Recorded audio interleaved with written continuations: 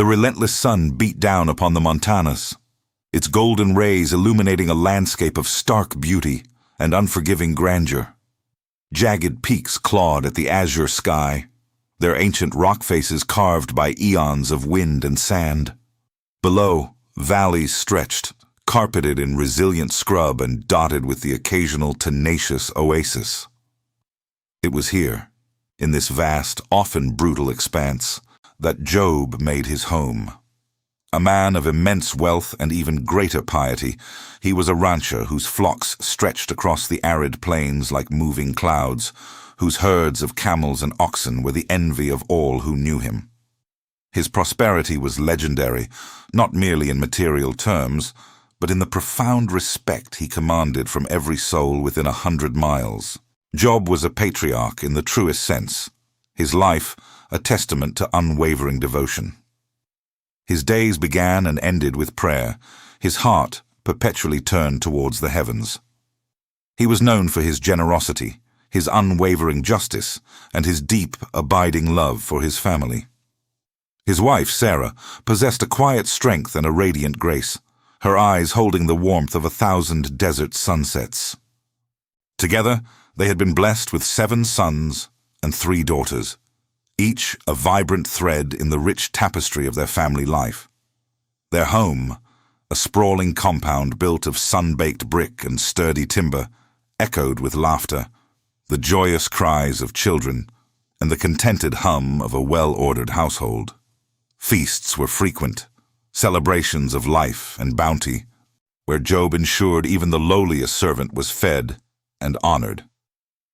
He meticulously offered sacrifices for his children, fearing that in their youthful exuberance they might have unknowingly sinned against their Maker.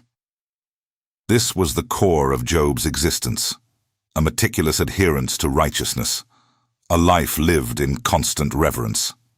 His lands thrived under his watchful eye. The wells he dug never ran dry. His shepherds were skilled and loyal, and his livestock multiplied beyond measure. He was a pillar of his community, a wise counsel in disputes, a generous benefactor to the needy. Travelers spoke of Job's ranch as an island of peace and abundance in the harsh desert, a place where hospitality was a sacred duty. His children were well versed in Scripture, respectful of their elders, and industrious in their own right. Sarah managed the household with quiet efficiency, her presence a comforting anchor in their busy lives. Their love was a steady flame, nurtured by years of shared joys and trials, a beacon of devotion that radiated outwards, touching everyone around them. It was, to all outward appearances, an idyllic existence, a perfect harmony between man, nature, and the divine. Yet, unseen by mortal eyes, a malevolent force stirred. From the deepest shadows, beyond the veil of human perception, an ancient malice observed.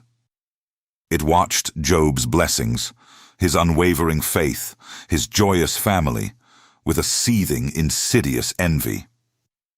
It saw the purity of his devotion and sought to defile it, to shatter the very foundations of his righteous life. This entity, a whisper of darkness, a shadow without form, plotted from the unseen realms, its silent machinations slowly weaving a web of despair. It was a force that thrived on suffering, that found perverse pleasure in the downfall of the virtuous. Its gaze, though invisible, felt like an icy current against the warmth of the desert air, a premonition of ill will that only the most sensitive souls could vaguely perceive. One night, as the desert sky glittered with 1,000,000 distant stars, Sarah awoke with a gasp. Her heart hammered against her ribs, a frantic drumbeat in the stillness of their chambers. She had been dreaming, a vivid, unsettling vision that clung to her like a shroud. In her dream, the joyous compound was engulfed not by fire, but by a sudden, inexplicable darkness. The laughter of her children had turned to distant echoes, swallowed by an encroaching void. She saw a single, immense tree, the ancient olive tree that stood at the heart of their courtyard, splintering and falling, its mighty branches crashing down with a sound that resonated deep within her soul. Though she couldn't recall the specifics, an overwhelming sense of loss, of impending doom, had gripped her. She lay there, trembling, the dream's chill refusing to dissipate, even in the warmth of her husband's sleeping form beside her. She dismissed it as a mere nightmare, a fleeting shadow cast by an overactive mind, yet an icy tendril of unease coiled in her stomach. The following morning, an unusual stillness hung in the air. The usual dawn chorus of desert birds was muted, almost hesitant. The breeze, typically a gentle caress, carried an uncharacteristic bite. Job, ever attuned to the rhythms of his land, noticed a subtle shift in the atmosphere. He walked out to the edge of his property, his eyes scanning the vast horizon. The sky, usually a pristine, cloudless expanse, held a peculiar haze to the west. It was barely discernible, a faint smudge against the pale blue, but it was there. A single dark cloud, no larger than a man's outstretched hand, began to gather on the distant horizon. It was a strange sight, for the season was wrong, the sky stubbornly clear for weeks. No weather prediction had mentioned even the slightest chance of rain, let alone a storm. Yet it grew slowly, almost imperceptibly, a solitary stain on the canvas of their perfect world. It was a harbinger, a silent, ominous promise of trials to come. The dark cloud, once a distant smudge, grew with terrifying speed, not dispersing as an ordinary desert anomaly might, but coalescing into a menacing mass. It swallowed the horizon, bringing with it a suffocating silence that preceded a storm of a different kind entirely. Job stood on his porch, a knot of unease tightening in his stomach, watching the unnatural phenomenon unfold. He had seen many desert storms in his long life, but never one that felt so malevolent. Then, the first messenger arrived, his face etched with a horror that spoke volumes before he uttered a single word. He was one of Job's youngest herdsmen, his usually cheerful demeanor replaced by a gaunt, ashen mask. He stumbled, falling to his knees before Job, gasping for breath, his eyes wide and vacant. "Master, Master, the Sabians, they came!" He choked out, his voice hoarse with terror. "They fell upon the oxen and the donkeys. They slaughtered them all. And your servants, they put them to the sword. Only I escaped, Master, to tell you." A cold dread seeped into Job's bones, chilling him more than any desert night. His prize herds, the very foundation of his prosperity, gone. His loyal servants, men he had known since they were boys, dead. The sheer brutality of the attack, unprovoked and swift, was a shock. Before Job could fully process the devastating news, before the words could even form a coherent thought in his mind, another figure appeared, running frantically towards him from the opposite direction. This man, a shepherd, was equally distraught, his clothes torn, his face streaked with dirt and tears. "Master!" he cried, his voice a desperate wail. "A fire from God. It fell from the heavens. It burned up the sheep and the servants, consuming them utterly. Only I escaped to tell you." The second blow landed with a sickening thud. Fire from the heavens. It defied all natural explanation. The sheer scale of destruction, the complete annihilation of his flocks by an unseen fiery force, was unfathomable. It felt less like a natural disaster and more like a deliberate act of malice, a targeted assault on his very livelihood. Yet Job, though reeling, maintained a stoic composure, his mind struggling to reconcile the reports with the world he knew. He was a man of action, but what action could be taken against such inexplicable forces? Just as he was absorbing this second wave of catastrophe, a third messenger, breathless and trembling, stumbled into the courtyard. His eyes were wild, his body shaking uncontrollably. "The Chaldeans, Master. They formed 3 raiding parties and swept down upon the camels, carrying them off. And your servants, master, they slew them with the sword. Only I escaped to tell you." The pattern was clear now, a relentless barrage of destruction, each report more devastating than the last. His entire livestock, the wealth and sustenance of his household, wiped out in a single brutal morning. The sheer speed and coordination of these attacks were terrifying, almost supernatural. But the final, most agonizing blow was yet to come. As the 3rd messenger finished his grim account, another runner, this one a young man from the village, arrived, his face pale with unspeakable grief. He didn't need to speak. The look in his eyes was enough. Job's heart seized in his chest, a premonition of the ultimate horror. The young man fell to his knees, tears streaming down his face. "Master, your children. They were feasting and drinking wine in their eldest brother's house." His voice broke, choked with sobs. A mighty wind. "Master, it came from the desert, a whirlwind of unimaginable force. It struck the 4 corners of the house, and it collapsed upon them. They are all dead, master, all of them. Only I escaped to tell you." The world tilted for Job.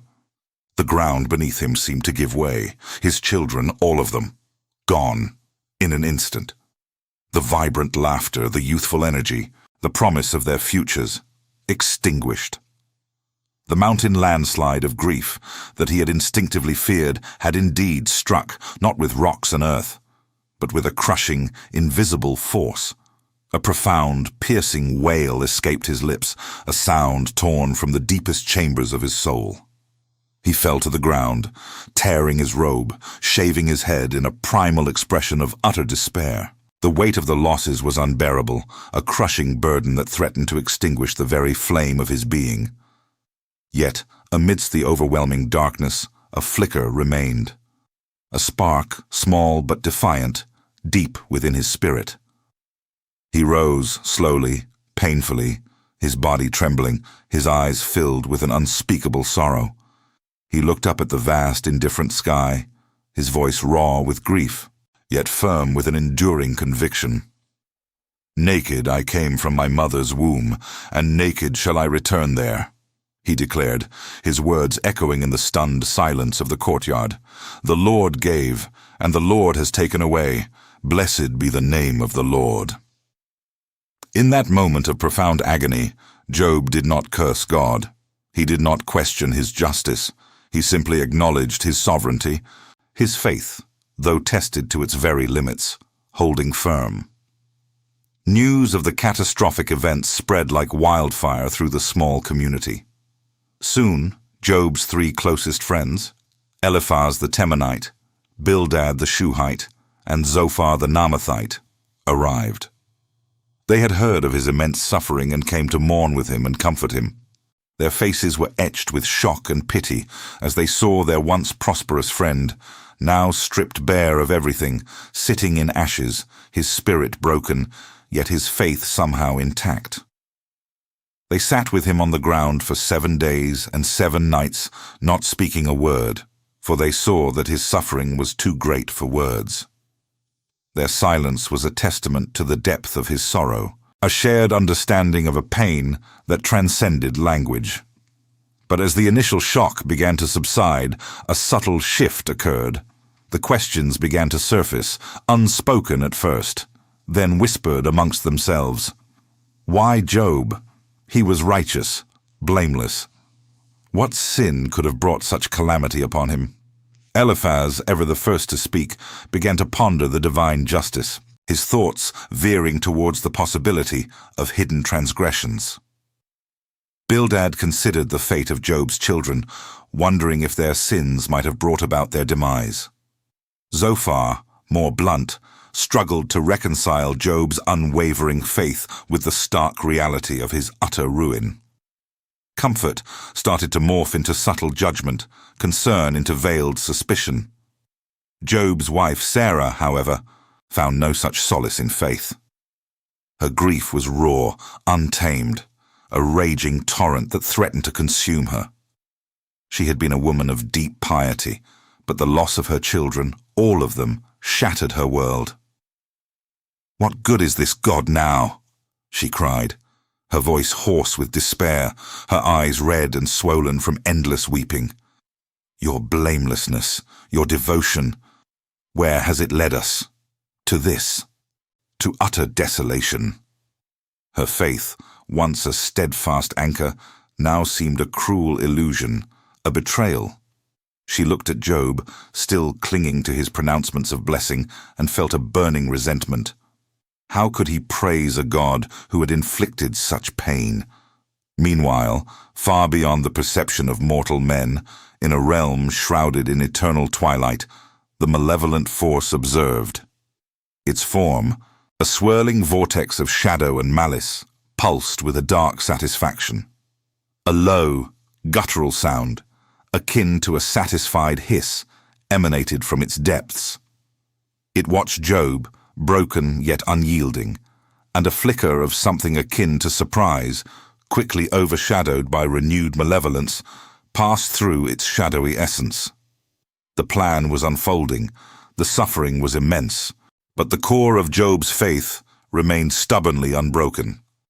The entity knew its work was far from over. The unraveling had just begun. The malevolent entity, its satisfaction momentarily tempered by Job's stubborn resilience, decided a new, more profound torment was necessary. It would attack the very vessel of Job's unwavering spirit, his body. A chilling wave of unseen energy swept across the desolate landscape, seeking out its target. Soon, an insidious affliction began to manifest upon Job. Small, angry red pustules appeared on his skin, starting subtly, then rapidly spreading, enveloping him from the crown of his head to the soles of his feet. These were no ordinary blemishes. They were excruciatingly painful boils, festering and oozing, each one a burning ember beneath his skin. The pain was relentless, a constant gnawing agony that stole his sleep and devoured his peace. His once vibrant skin became a landscape of inflamed sores, his body racked with fever and chills. The sweet desert air, once a comfort, now felt like 1,000 tiny needles against his raw flesh. The stench of his illness became unbearable, a putrid aroma that clung to him like a shroud. The community, once reverent, now recoiled in horror and disgust. Fear, an ancient and powerful emotion, began to replace their pity. They whispered of divine wrath, of curses, of contagion. No one dared approach him too closely. His presence became a source of unease, a stark reminder of humanity's fragility in the face of unseen forces. Soon, he was ostracized, forced to leave the village and dwell in isolation. A pariah in the very land he had once blessed with his generosity. He sat amongst the ashes and refuse outside the village gates, a broken figure, scraping his festering sores with a shard of pottery, seeking a moment's respite from the ceaseless torment.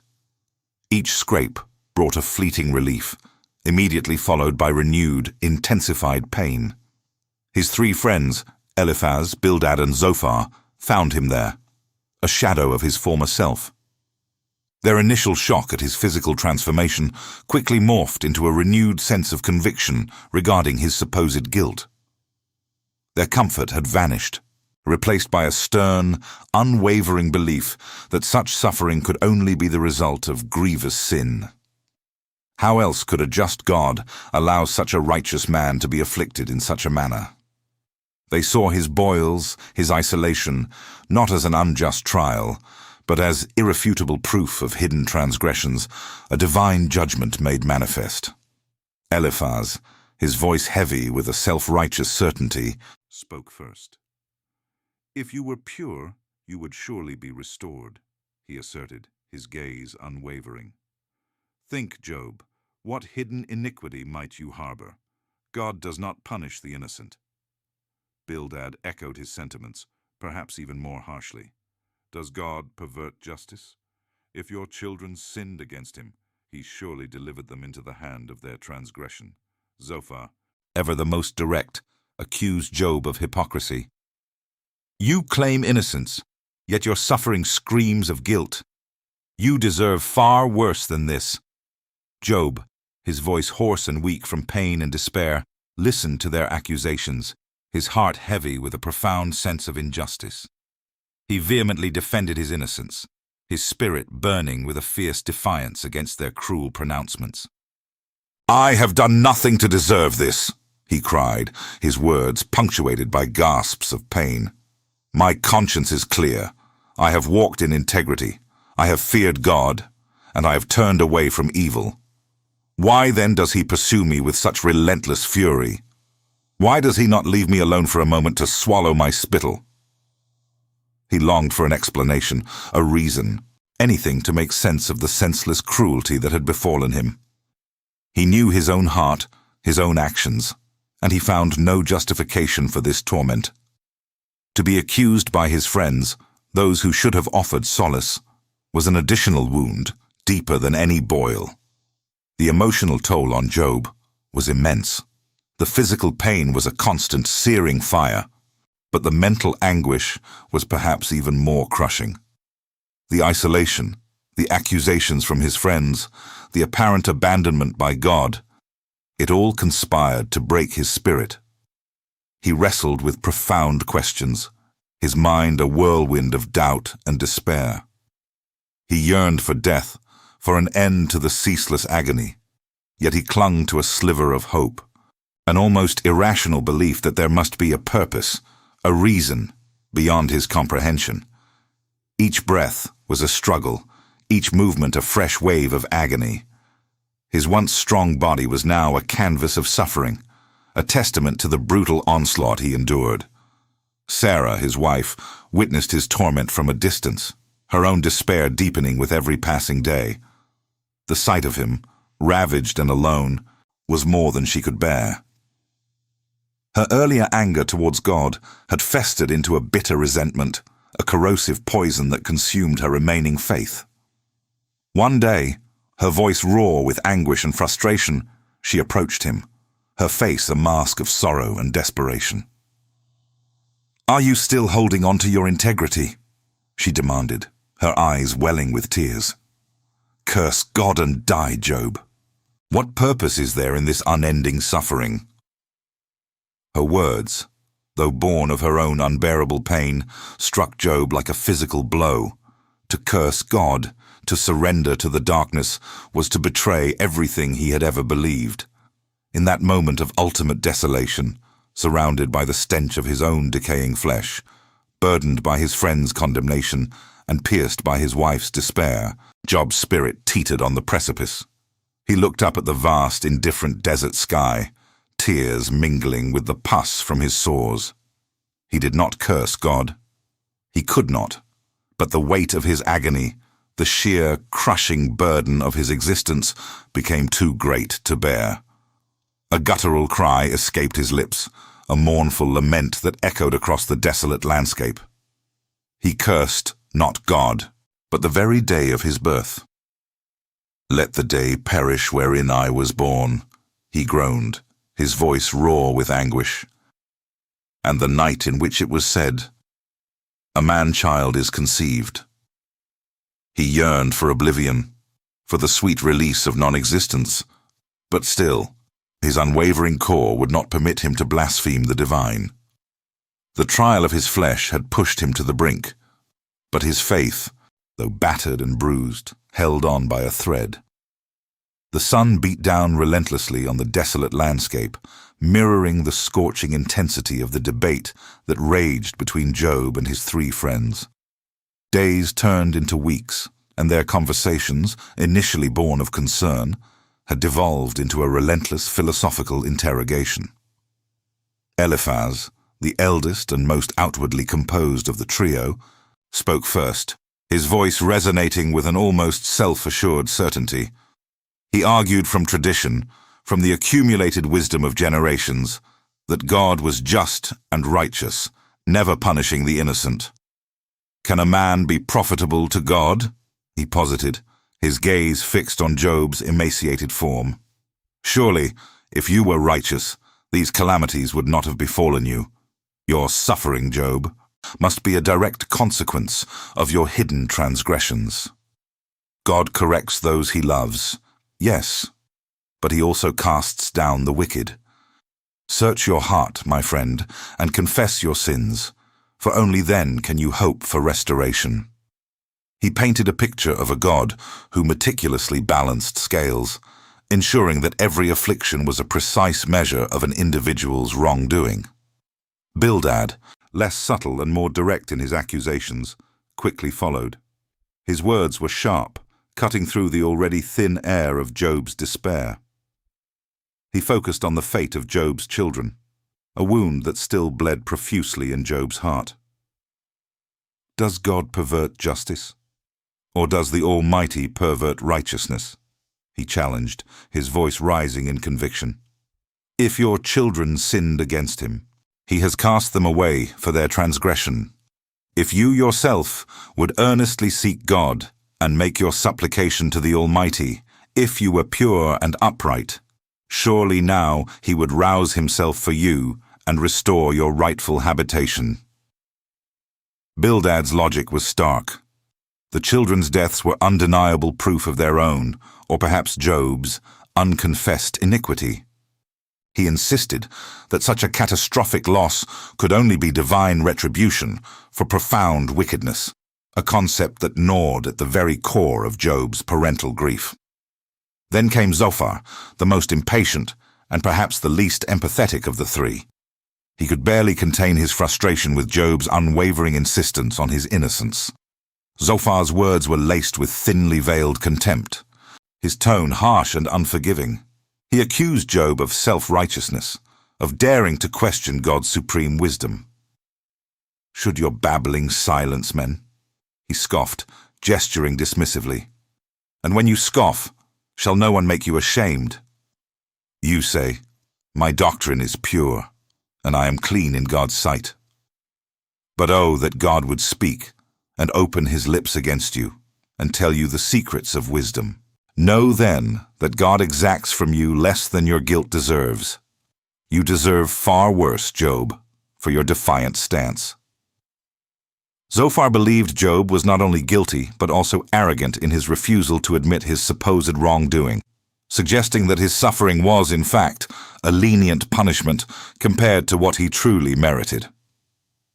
Job listened to their pronouncements, his heart a storm of conflicting emotions.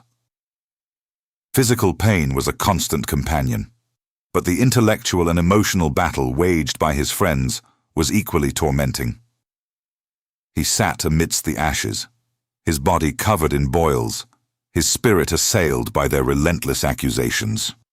Yet through it all, his resolve, though tested, remained unbroken. He refused to concede, refused to invent sins he had not committed simply to appease their rigid theology. He looked at them, his eyes burning with a fierce, desperate honesty. "No doubt, you are the people, and wisdom will die with you," he retorted, a bitter laugh escaping his cracked lips. "But I have understanding as well as you. I am not inferior to you. Who does not know such things as these? I am a laughingstock to my friends, I who called on God, and he answered me, a just and blameless man, a laughingstock." He lamented his situation, describing the agony of his days and nights, the constant torment of his body and mind. He questioned God's silence, his apparent indifference to his plight. "Why do you hide your face and count me as your enemy?" He cried out to the heavens, his voice hoarse with desperation. "Will you harass a driven leaf? Will you pursue dry chaff? For you write bitter things against me and make me inherit the iniquities of my youth." He longed for an audience with God, a chance to plead his case directly, to understand the divine reasoning behind his suffering. "Oh, that I had one to hear me!" he exclaimed, stretching his hands towards the sky. "Behold, my desire is that the Almighty would answer me, and that my adversary had written a book."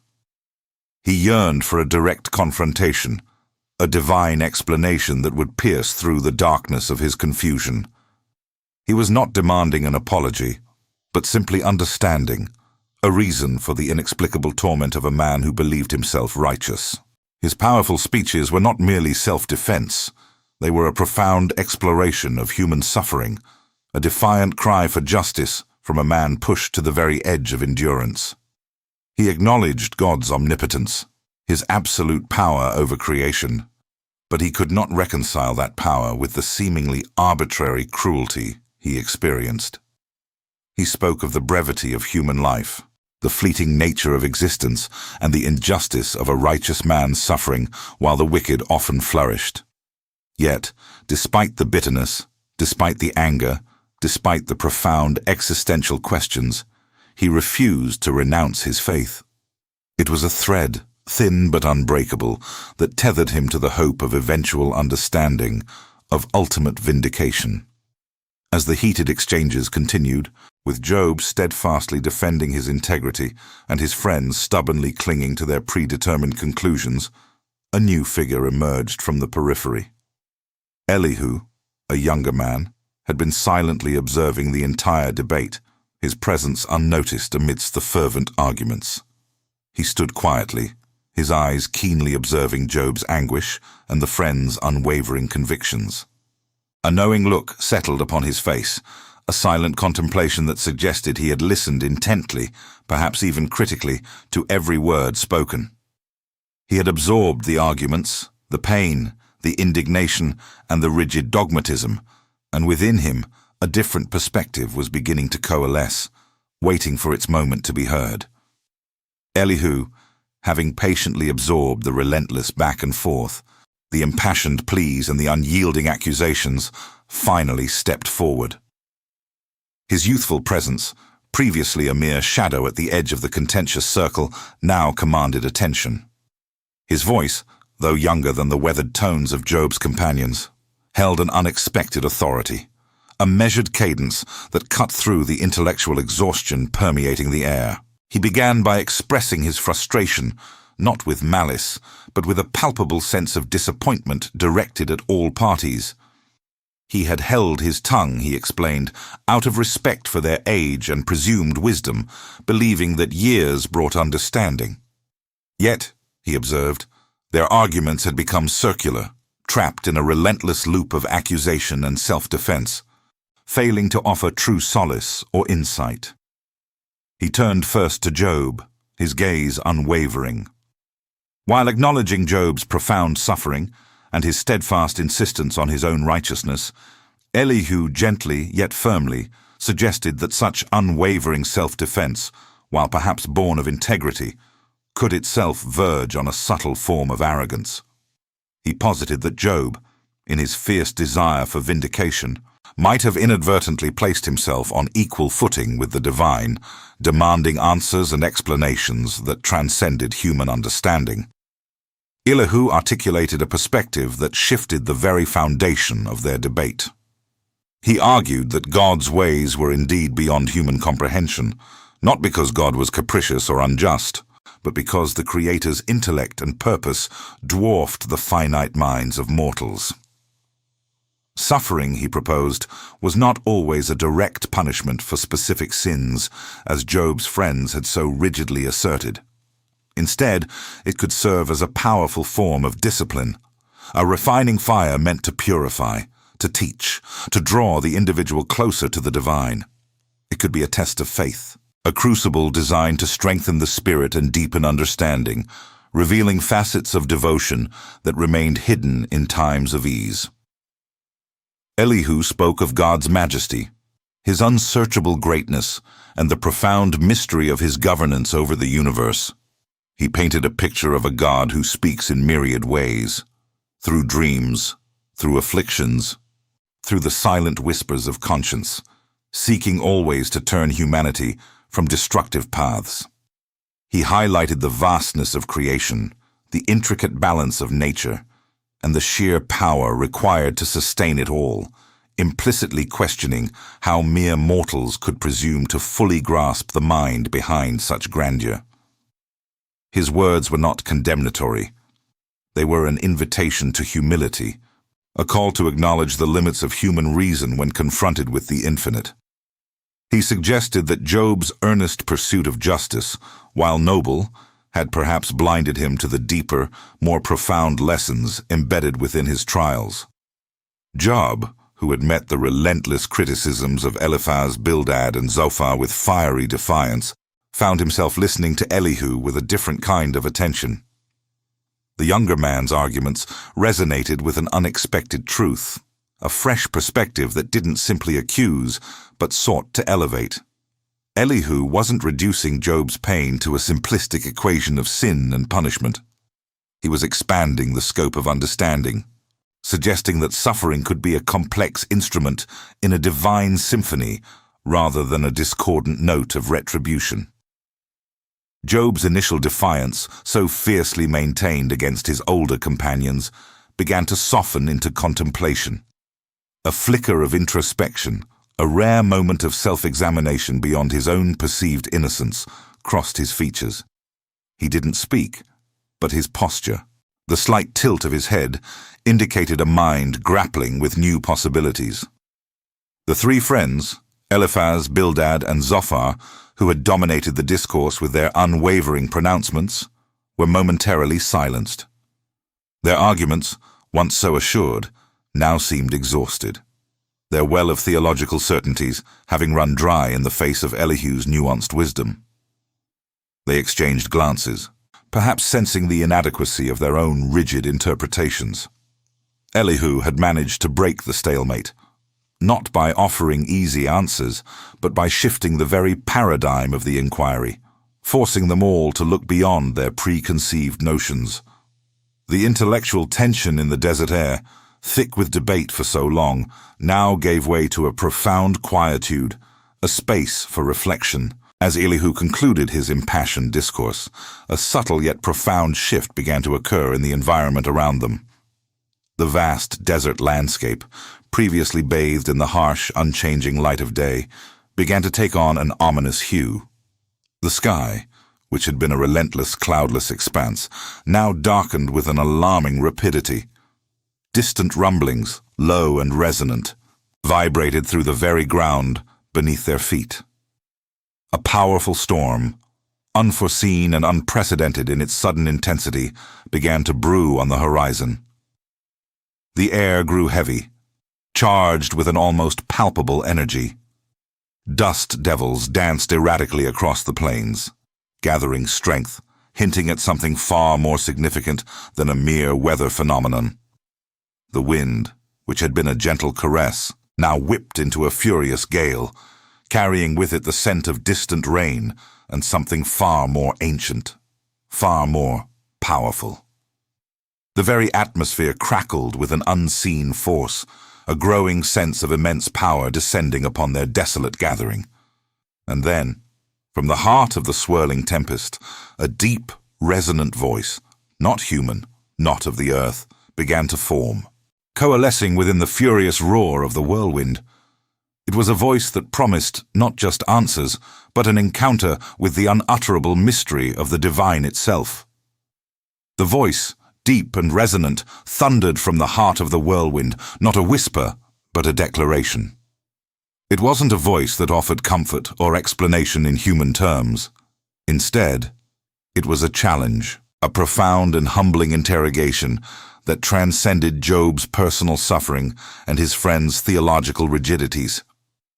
The desert wind howled, amplifying the divine pronouncements, making the very ground tremble beneath Job's emaciated form. He instinctively fell to his knees, his face pressed into the dust, not out of fear, but out of an overwhelming sense of awe and utter humility.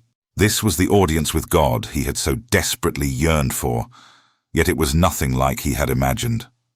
There were no direct answers to his laments, no detailed explanations for his tribulations, no acknowledgement of his perceived innocence.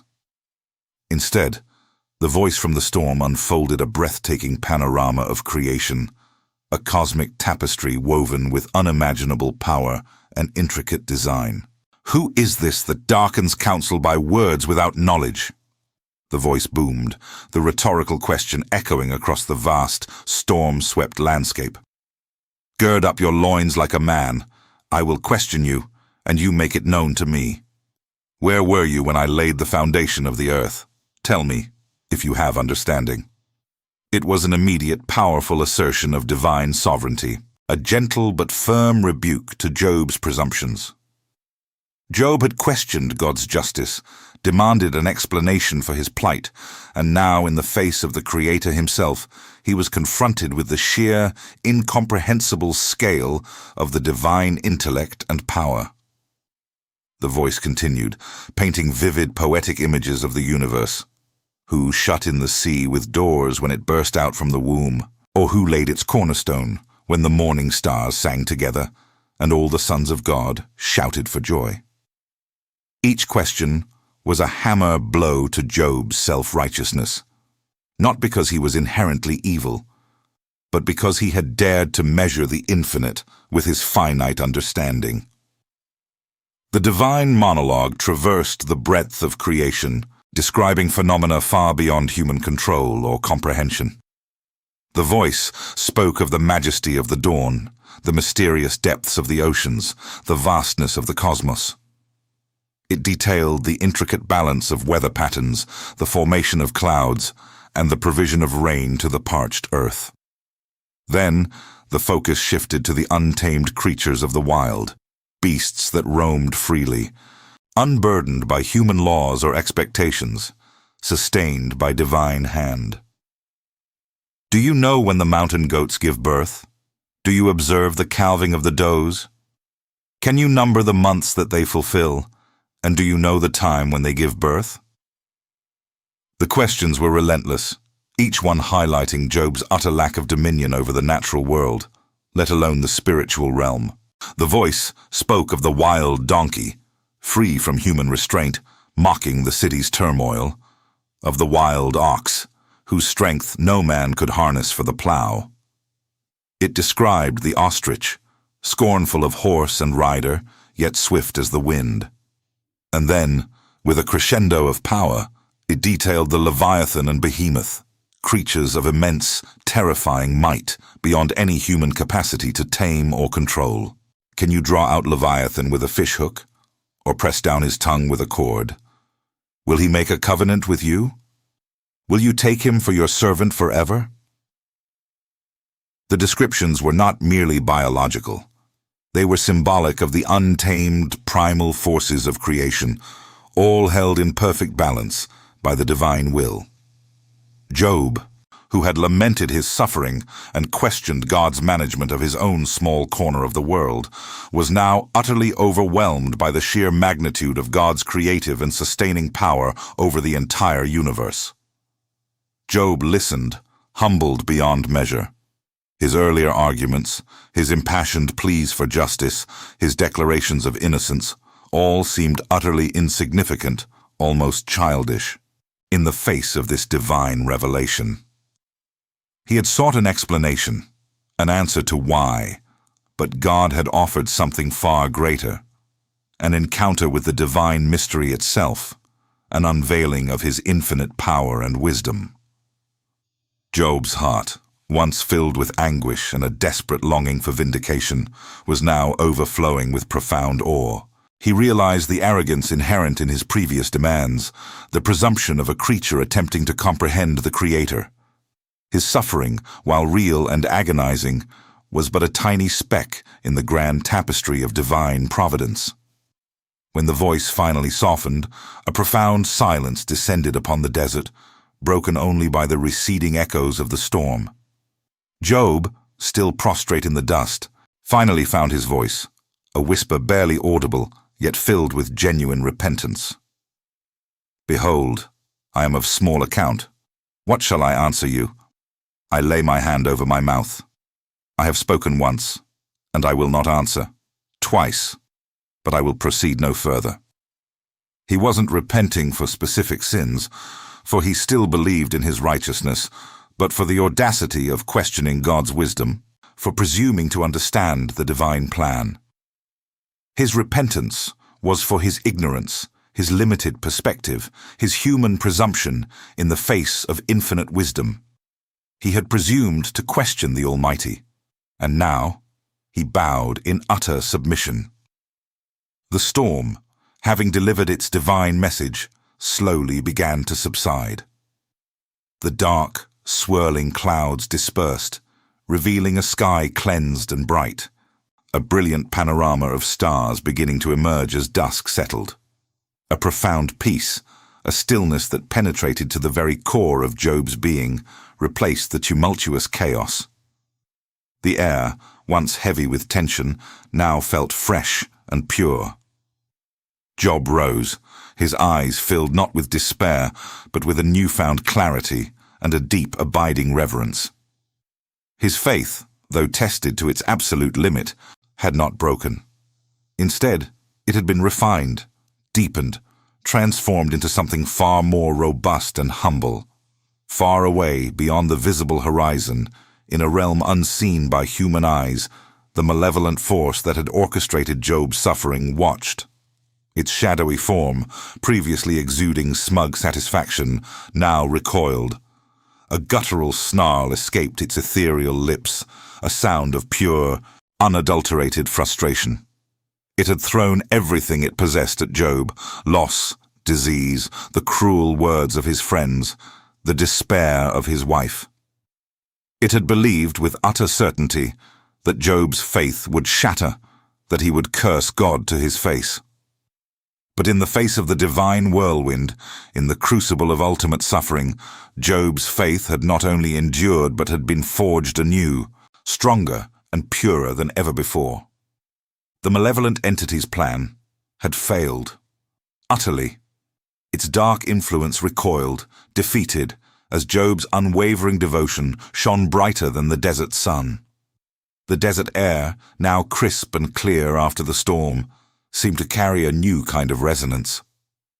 Job, cleansed not only by the dust of repentance, but by the profound humility that had settled upon his soul, felt a stirring within him. He had faced the divine, had been humbled, and in that humbling found an unshakable peace. But the ordeal was not yet entirely over. A new voice, not from the whirlwind, but infused with divine authority, then addressed the three figures who had sat in judgment of Job. God's voice, clear and firm, spoke, "My wrath is kindled against you and against your two friends, for you have not spoken of me what is right, as my servant Job has." Eliphaz, Bildad, and Zophar, who had so confidently proclaimed their interpretations of divine justice, now trembled. Their faces, previously etched with self-assurance and stern condemnation, paled with fear. They had believed themselves defenders of God, yet their words had been instruments of torture, adding to Job's suffering rather than alleviating it.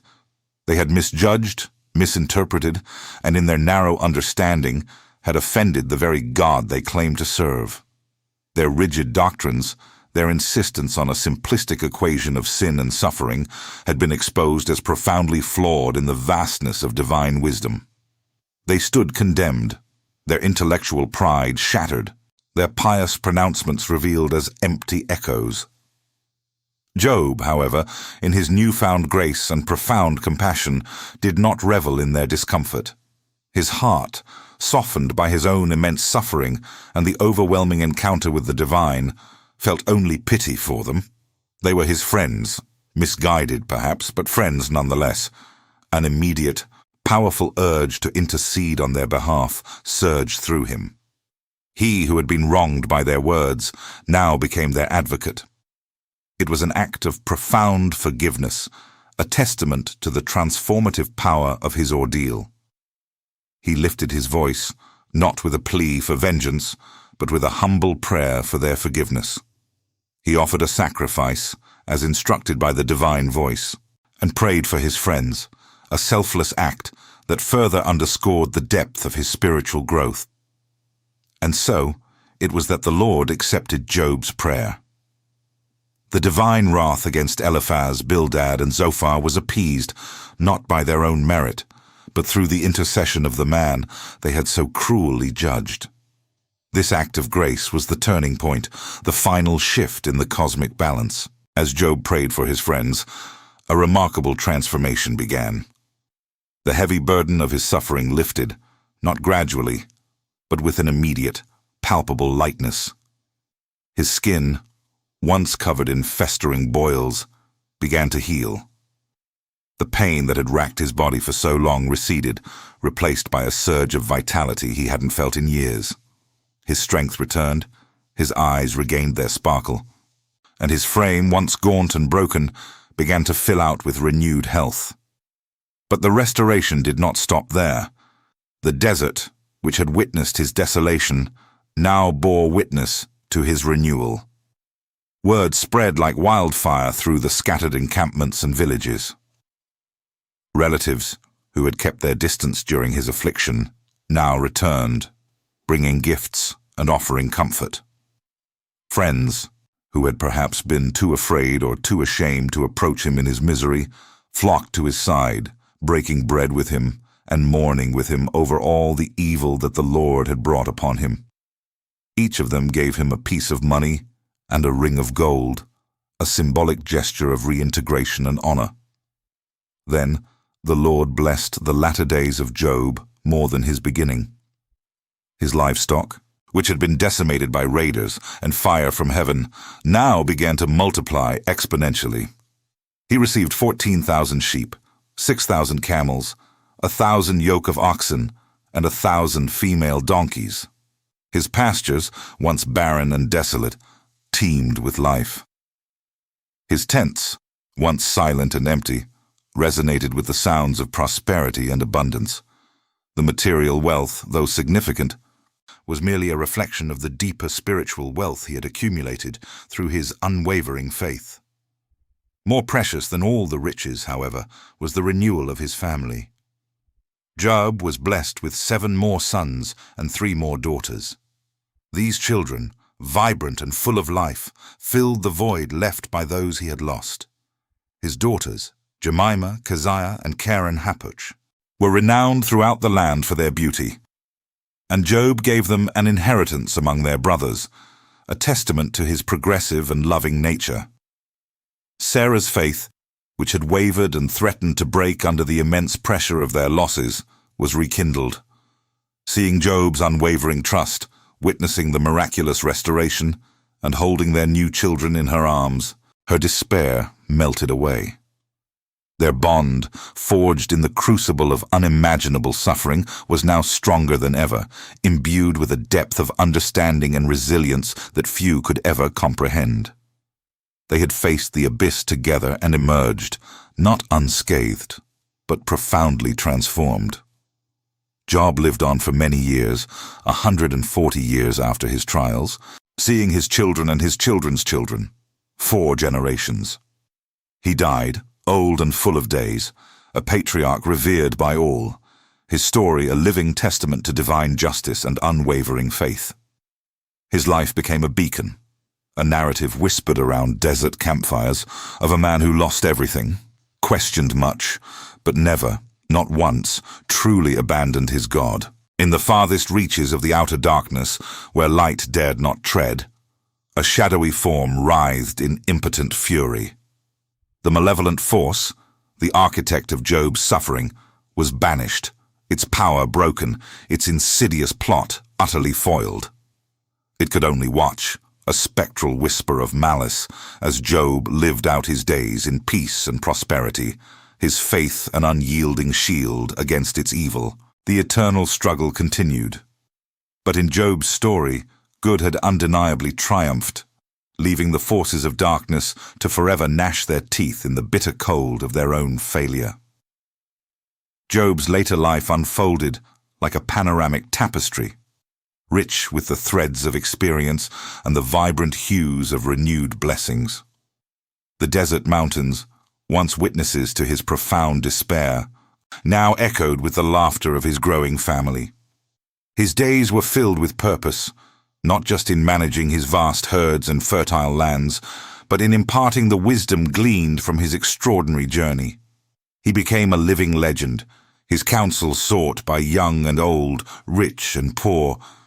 He spoke not with arrogance, but with the quiet authority of one who had walked through the valley of the shadow of death and emerged with a deeper understanding of life's intricate design.